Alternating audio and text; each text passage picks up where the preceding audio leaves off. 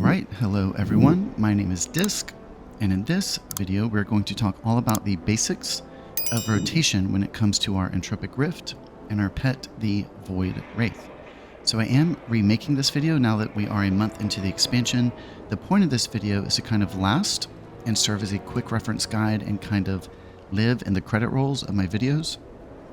But there's a lot to the Mindbender Void Wraith rotation that I wanted to highlight. The Entropic Rift, not too much to it, but we need to highlight that as well. If you're new to my videos, thanks for tuning in. I coach Discipline on Medify.gg, so please go check me out over there if you're interested in learning one-on-one. Also, if you're interested in any of my UI elements, please consider joining the channel as a member. I would really appreciate it. But simply put, when it comes to our Mindbender rotation, you can have a lot of loss here if you're not prioritizing your correct spells. And simply put, when it comes to these torments, which we are going to talk about, we can get up to 6, 7, and 8 torments. Most commonly, you might just get 5, but especially if you're in a haste window, if you have PI rolling, 6, 7, and 8 is highly attainable, and it's something we need to strive for. All of these torments are going to keep your Mindbender pet out longer. The longer it's out, the more mana you get. The longer it's out, the more HPS and DPS. So it's really important to prioritize these things and know what to do in your Mindbender window. So let's go ahead and talk about some talents. And we're going to kind of keep this area short. We're going to cover some of the accompanying talents that go along with our rotations. Then we're going to look at what a rotation looks like on paper. And then at the end of this video, we're going to have some examples. And I'm going to try and keep this as short as possible. So largely what I'm noticing in Mythic Plus is I'm calling them a half rotation and a full rotation. So a half rotation is just the Rift, and then a full rotation includes the Void Wraith also. And it's quite commonly just a cycle back and forth. So you have a half, then a full, then a half, then a full. And all you really have to do is time your spells and then you're set. But we are taking Darkening Horizon here. This is going to keep your Rift out longer by up to 3 seconds. All you have to do is make sure you cast 3 Smite or the Void Blast. I might use those synonymously. And that's all you really have to do. And the nice thing about keeping your Rift out longer is you can very comfortably get 2 Penance cast while your Rift is out. And if you read the Collapsing Void here, every bit of Penance we cast empowers the Rift. So 2 is going to be better than 1. And this is just a really minor rotation that you can most of the time do without even thinking about it. But you definitely want to get at least 3 Smite and at least 2 Penance while your Rift is out. So now let's delve a little bit further into what the Void Wraith rotation looks like. I am going to talk about the other talents on the screen at the end of this section, but let's focus first on the Inescapable Torments. And this is what I'd be calling a full rotation window. It's going to be the pet with the Rift. And if you notice, the Mind Blast does trigger a Torment as well. So we always want that second in sequence, and I see that out of order quite a bit. You want to cast your pet first, and then the Mind Blast. And that's because it does trigger a Torment. And relatively, it's the longer cooldown of the 3 Torment spells, so we're only going to get 1 of those. We can get up to 3 Penance Torments, and then we can get 2 to 4 from Shadow or Death. And one of the most important things here is in between our Torment spells, we have these 2 spam sections, where we really just have to spam Smite, our Void Blast, and that's to farm the cooldown of Penance back. And if you read Train of Thought, that's the accompanying talent for that. So these spam sections are really important in order to get our Penance back available for those Torments. And really all you have to do from here, very commonly you have to work in a Radiance to reatone the group, which we'll talk about on the next slide.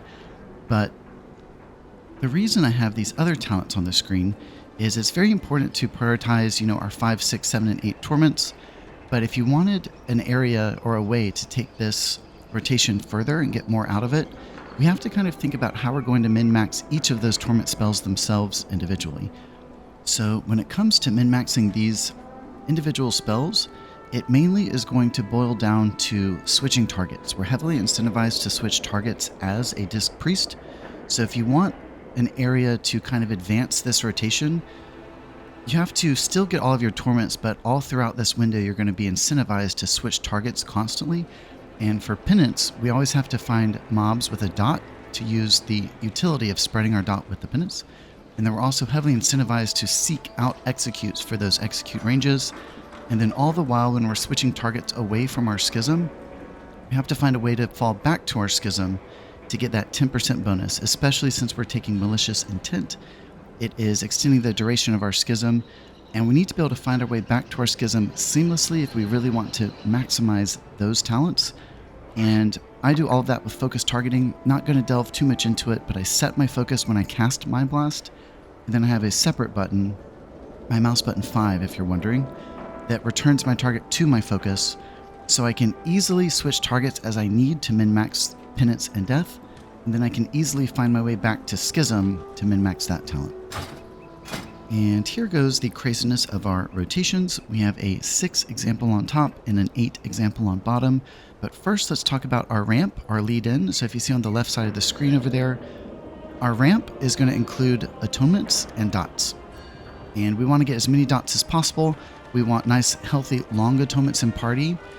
So I have Radiance marked over there, but food for thought, that's something I'm doing in between combat just to go ahead and bank a Harsh Discipline proc.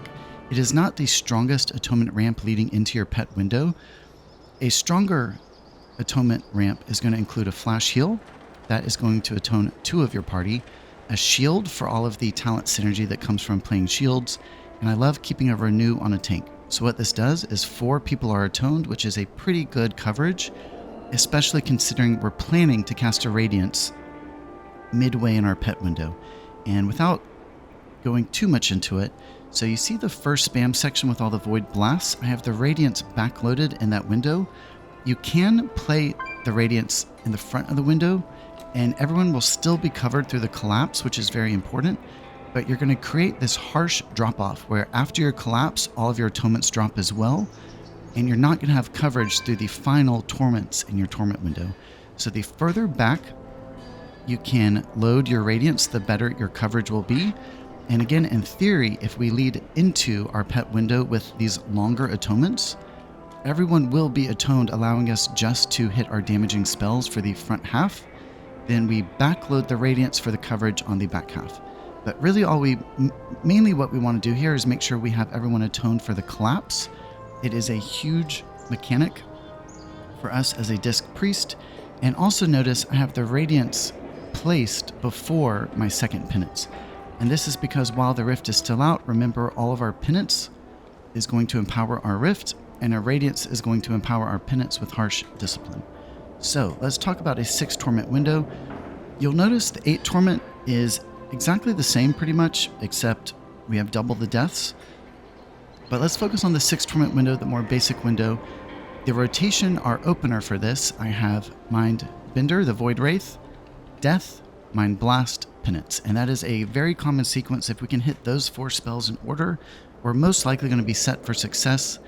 And one of the biggest changes from my last video to this video is I was putting my Death after my Rift, and I don't think that's the best idea. I think it's better to play the Death first and take it out of the Rift window, and that's mainly because a Void Blast is going to yield more than a Shadow Word Death would on our Schism. So it's a trade you don't really want. You want more Void Blasts because they're stronger. So I take the Death out of my Rift window. So Pet, Death, Mind Blast, Penance, and then you go into the spam section, and you really just fight for your 4th, 5th, and 6th Torments with all of these spam spells, making sure you're working in a Radiance. And one thing to note is I'm kind of always playing Death before Penance, and you'll see where the Rift ends, where my blasts change into smites. In this area, my second Shadow Word Death is already available, but you kind of just have to sit on it and prioritize your spam spells for your CDR for the Penance, and then you kind of just sit on your second Death and wait for the end of your Mindbender window for number 5 and 6. And you'll see there's a graphic representation of where the estimated atonement duration is going to take you. So when you backload your Radiance, everyone's going to be atoned for the latter half of your window, and we see everyone's also going to be covered with atonements for your Collapse, which is huge. Really, one of the only other mini games that comes to a rotation like this is making sure you cast Radiance on the best person, which is a whole nother subject. But you have to use party nameplates, look for your ally that's most central in your cluster, Radiance only spreads by 30 yards. It's very easy to miss pieces of your team. Hitting all 5 of 5 is how you're going to min-max it. And then the last thing I'm going to say here is about this arrow, if you're wondering.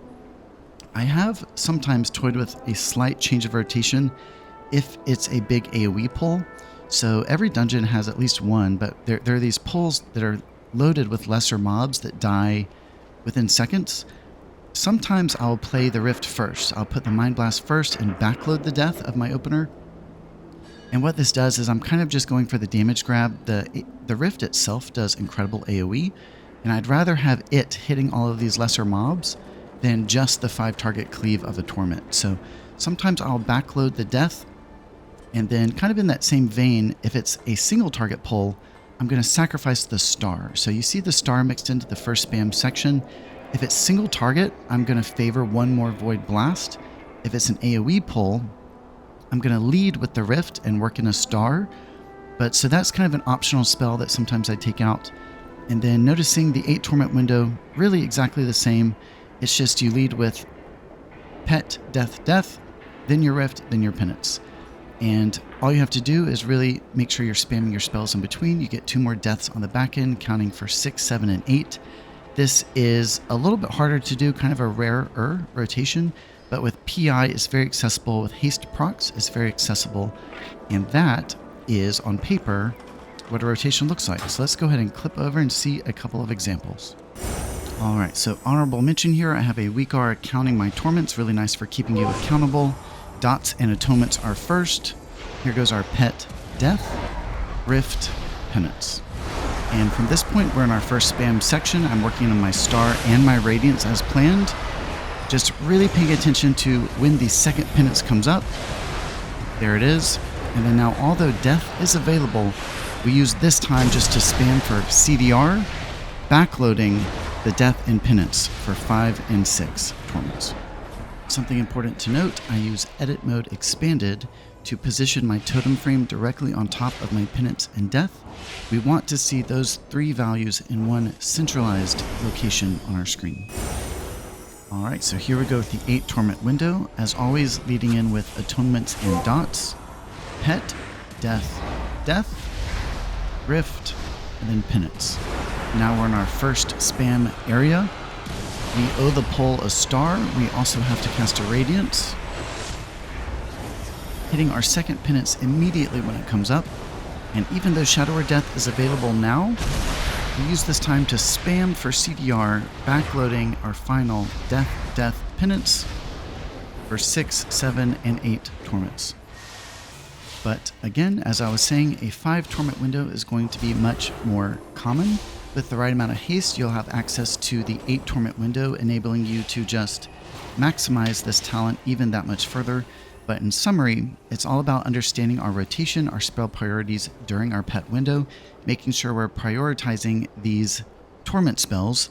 Very importantly, we have to get a strong atonement and dot ramp leading into our torment window. From here, it's all about planning your radiance. We have to hit our DPS spells, but we also have to yield this as healing. So we're planning a radiance backloaded midway in our torment window.